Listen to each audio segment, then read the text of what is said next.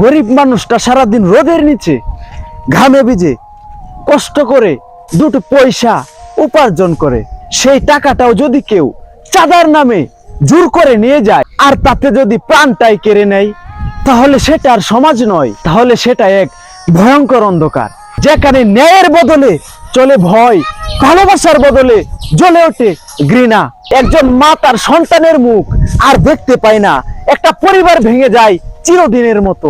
গরিবের প্রাণের দাম যদি এতটাই সস্তা হয়, তাহলে সভ্যতার মানে কি? আমরা কি মানুষ হয়ে উঠেছি নাকি কেবল একটা ব্যবস্থাপনার যন্ত্র?